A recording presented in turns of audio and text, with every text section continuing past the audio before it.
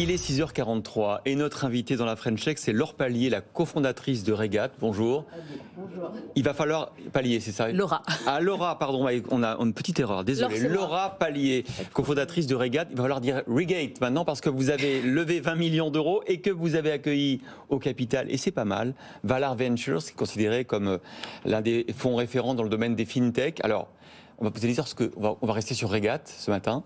Regat, c'est la start-up préférée des experts comptables et des directeurs financiers qui vont devoir en 2024, on l'a appris avec vous, toutes les entreprises, même les PME, auront pour obligation de recevoir leurs factures de manière électronique à travers un portail spécialisé, public ou privé, mais validé par l'administration fiscale. Exactement. Ça ne rigole plus. Ah non, ça rigole plus.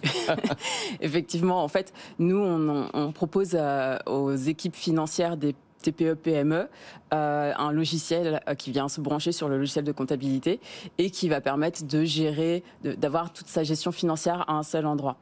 Et l'idée, bien évidemment, avec cette nouvelle levée, ça va être de prolonger cette offre de service avec ce statut de PDP, donc plateforme de dématérialisation partenaire, qui, à partir du 1er janvier 2024, va obliger toutes les entreprises à être compliant avec la réglementation sur la facture électronique. Mais ça veut dire que le fisc va pouvoir aller regarder directement dans vos tableaux de bord pour voir que vous êtes à jour? Ça va marcher comment? Non, en fait, alors, si on fait un focus sur la réglementation à proprement parler, donc l'idée c'est que le fisc puisse récupérer toutes les informations relatives aux factures. Ça va permettre notamment d'avoir de la visu sur tout ce qui est déclaration de TVA, donc éviter tout ce qui est fraude à la TVA. Ça, c'est lors des contrôles fiscaux, j'imagine. Exactement. Mais pour pouvoir faire ça, l'idée, c'est de recevoir toutes les informations des factures qui transitent en sortant ou entrantes ou sortantes. Et ça va se faire via une plateforme un portail public de facturation. Et il va y avoir d'autres acteurs qui vont être agréés effectivement par l'administration fiscale pour faire exactement le même travail. Donc nous, ce qu'on va transmettre, c'est uniquement des informations relatives à la facture.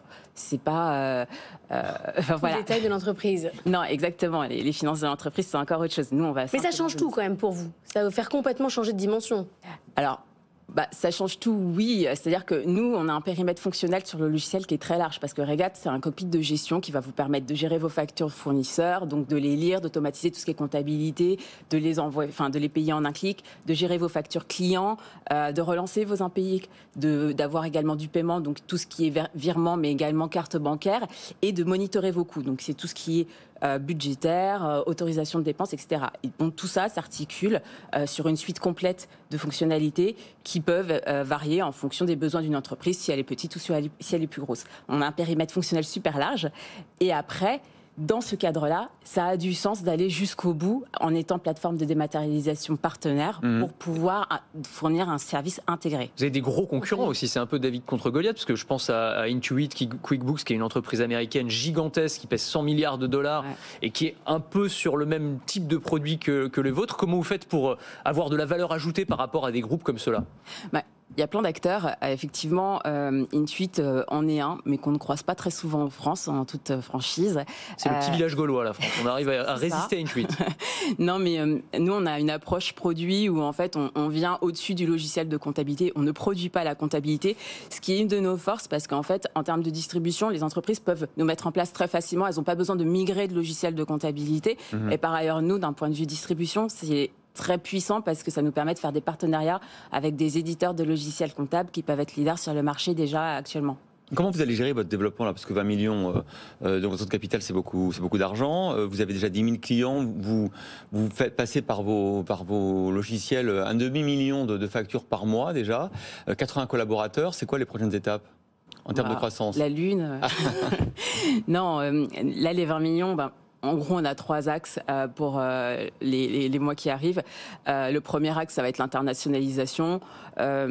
L'objectif, c'est pas de rester uniquement sur la France. Bien évidemment, c'est notre cœur de marché parce qu'on est français, mais on vise plutôt une position européenne. Donc, on va attaquer l'Espagne et l'Allemagne prochainement.